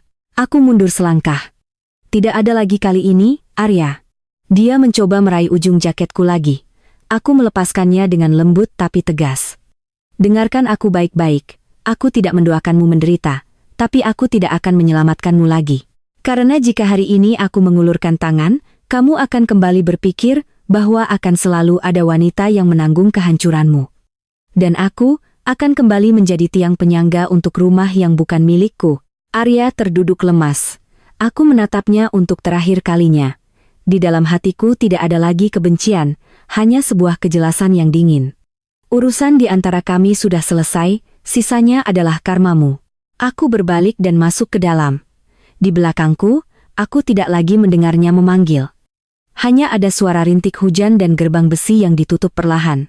Suara itu, bagiku, seperti sebuah titik di akhir babak kehidupan yang sudah terlalu lama dan melelahkan. Di awal bulan Maret, aku kembali ke Indonesia. Pesawat mendarat di Soekarno-Hatta di suatu pagi yang berkabut, Jakarta sedang musim hujan. Aku kembali bukan untuk liburan atau menyelesaikan urusan lama. Perusahaan baruku sedang mempertimbangkan untuk mengakuisisi beberapa aset dari perusahaan-perusahaan di Indonesia yang sedang dilikuidasi. Di dalam daftar itu, ada sisa-sisa perusahaan Arya. Saat membaca proposalnya, aku terdiam cukup lama. Hidup ini memang penuh lingkaran aneh. Tempat yang dulu susah payah kujaga agar tidak runtuh, kini tergeletak di meja negosiasi seperti barang obrolan. Kami mendatangi gedung kantor lama keluarga Arya di tengah hari. Gedung itu masih berdiri, tapi tampak kusam dan lelah. Resepsionis yang menyambutku tampak canggung. Dulu tempat ini selalu ramai, sekarang begitu sepi. Proses akuisisi berlangsung selama hampir 2 jam. Timku memeriksa semua aset yang tersisa. Di akhir pertemuan, perwakilan dari pihak likuidator memberikan penawaran harga akhir. Aku berdiskusi singkat dengan timku, lalu menandatangani kesepakatan untuk membeli sisa aset dan merek yang masih bernilai. Aku tidak melakukannya untuk pamer pada Arya. Aku melakukannya karena di tengah puing-puing itu, masih ada beberapa aset yang bagus dan beberapa teknisi ahli yang terjebak. Saat kami turun ke lobi, aku melihat beberapa pekerja sedang menurunkan papan nama perusahaan. Huruf logam terakhir dicopot, meninggalkan bekas debu di dinding marmer. Aku berdiri menatapnya cukup lama. Ada hal-hal yang dulu kita kira akan abadi, ternyata hanya butuh beberapa putaran obeng untuk dilepaskan. Di seberang jalan, beberapa tukang ojek dan penjual minuman duduk-duduk. Seorang bapak parubaya menatap ke arahku, lalu berbisik pada temannya. Aku tidak mendengar apa yang dikatakannya, tapi aku bisa menebak. Kisah seperti kisahku, di kota sebesar Jakarta, tidak mungkin bisa disembunyikan. Bedanya, dulu orang menatapku dengan kasihan. Sekarang, tatapan itu berbeda. Ada rasa segan, hormat, dan mungkin sedikit rasa malu atas apa yang pernah mereka percayai. Saat di mobil, Ranti menelepon. Dia tidak basa-basi. Kamu di kantor lama, kan? Iya. Aku mau kasih tahu sesuatu. Arya sekarang tinggal di sebuah kontrakan di daerah Cengkareng. Villa di danau itu sepertinya sudah tidak bisa dipertahankan lagi. Tante Rima sedang sibuk mencarikan pekerjaan untuk putranya, tapi kabarnya ditolak di mana-mana. Aku bersandar di kursi mobil. Oh, Ranti terdengar heran. Kamu tidak bertanya lebih lanjut? Aku tersenyum tipis. Untuk apa? Siapa menanam? Dia yang menuai. Dia menghela napas, lalu ikut tertawa. Dulu aku kesal sekali melihatmu selalu mengalah. Sekarang, mendengar setiap kalimatmu rasanya begitu lega. Aku menatap kota yang bergerak di luar jendela. Kehidupan terus berjalan. Perbedaannya hanya, apakah kita melanjutkannya dengan tumpukan penyesalan, atau dengan kedua tangan yang telah belajar membangun sesuatu yang baru. Aku kembali ke Melbourne di pertengahan Mei. Kota itu mulai memasuki musim dingin. Pagi hari, membuka pintu balkon, udara dingin langsung terasa.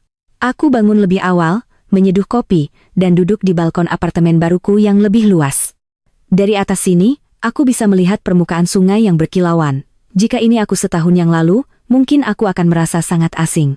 Dulu hidupku hanya berputar di sekitar menu makan malam, jadwal acara keluarga, dan malam-malam menutupi masalah keuangan yang tidak diketahui siapapun. Aku memegang cangkir kopi. Di dalam, terdengar langkah kaki pelan. Daniel keluar membawa sepiring roti panggang. Dia meletakkannya di meja, duduk di hadapanku, lalu tersenyum. Bangun lebih pagi dari alarm lagi? Aku ikut tersenyum. Mungkin karena sudah tua. Daniel tertawa. Kalau kamu tua, orang seumuranku harus mendaftar ke panti jompo. Percakapan ringan seperti ini membuat pagi hari terasa lebih lembut. Berada di samping orang yang baik hati, aku tidak perlu berpura-pura menjadi kuat atau lemah. Aku bisa menjadi diriku sendiri. Beberapa saat kemudian, Daniel bertanya dengan suara pelan. Apa kamu masih sering memikirkan masa lalumu? Aku terdiam sejenak. Aku masih mendengar kabar tentang keluarga Arya. Kabar Siska yang sedang menjalani proses hukum. Kabar Arya yang menghilang dari pergaulan. Kabar Tante Rima yang tidak lagi sesombong dulu. Aku tahu semuanya. Tapi anehnya, hatiku tidak lagi merasakan kepuasan seperti yang mungkin dibayangkan orang lain. Mungkin karena setelah melewati badai, hal yang paling berharga bukanlah melihat orang lain jatuh, tapi melihat dirimu sendiri masih bisa berdiri, masih bisa menjadi orang baik, dan tidak berubah menjadi seperti orang-orang yang pernah menyakitimu. Aku meletakkan cangkir kopiku. Dulu aku pikir, jika suatu hari mereka menerima balasannya, aku akan merasa sangat puas. Tapi sekarang tidak, aku hanya merasa segalanya telah berada di tempatnya masing-masing. Daniel mengangguk, seolah sangat mengerti. Aku menatap langit di hadapanku, lalu berkata perlahan. Dulu aku kira, kehilangan pernikahan itu berarti kehilangan rumah. Baru belakangan ini aku sadar, yang hilang hanyalah sebuah cangkang. Sebuah tempat tinggal yang punya lampu terang, punya meja makan, punya orang keluar masuk, tapi tidak punya rasa hormat, tidak punya kedamaian, dan tidak punya ruang untukku menjadi diriku sendiri. Angin berhembus. Aku tersenyum, kali ini senyum yang benar-benar lega. Hidup ini adil juga, ya. Dia mengambil rumah palsuku, lalu mengembalikan seluruh langit yang nyata untukku. Mengucapkan kalimat itu, hatiku terasa begitu tenang. Tenang bukan karena segalanya sempurna, tapi karena akhirnya aku telah melewati jalan yang paling panjang. Jalan dari seorang wanita yang selalu bertanya-tanya apa kekurangannya hingga tidak bisa mempertahankan suami, menjadi seorang wanita yang sangat paham, ada orang-orang yang tidak pantas untuk dipertahankan, ada rumah yang tidak layak untuk ditinggali, dan ada perpisahan yang bukan kehilangan, melainkan penyelamatan. Jika ada yang bertanya padaku apa pelajaran terbesar dari semua ini, mungkin aku akan berkata, jangan jadikan kesabaran sebagai satu-satunya kebajikan. Mengalah sesekali itu baik, tapi mengalah terus-menerus hingga orang lain menginjak kepalamu, itu tidak baik. Jangan jadikan gengsi seorang pria sebagai tolok ukur kebahagiaan. Pria yang baik tidak akan memintamu menjadi lebih kecil, agar dia bisa terlihat lebih besar. Dan jangan karena takut pada gunjingan orang, kau bertahan di tempat yang sudah busuk dari akarnya. Dalam hidup, lebih baik merasakan sakit sekali untuk melangkah keluar, daripada merasakan sakit seumur hidup di dalam sangkar. Aku percaya setiap wanita bisa memulai kembali. Mungkin tidak secara ajaib, mungkin tidak seketika. Tapi selama kita berani melepaskan di saat yang tepat, berani berdiri tegak di tengah cemoohan, dan berani menjaga harga diri kita, cepat atau lambat kita akan sampai di bawah langit yang lebih cerah. Aku mengangkat cangkir kopiku sekali lagi. Matahari di seberang sungai sudah naik sepenuhnya, cahayanya keemasan di permukaan air. Di tempat yang sangat jauh dari dapur yang dingin, dari surat cerai, dari meja makan penuh sindiran, aku duduk diam merasakan angin pagi menyentuh rambutku, dan aku tahu dengan pasti, ada badai yang kita kira akan menenggelamkan kita, tapi pada akhirnya, itu hanyalah jalan yang harus kita lalui untuk menemukan versi diri kita yang lebih kuat dan lebih cerah. Jika Anda merasa kisah ini menyentuh hati, silakan tinggalkan tanda suka.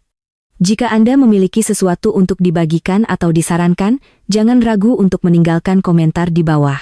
Terima kasih telah mendengarkan hingga akhir cerita. Semoga Anda semua selalu sehat, damai, dan bahagia.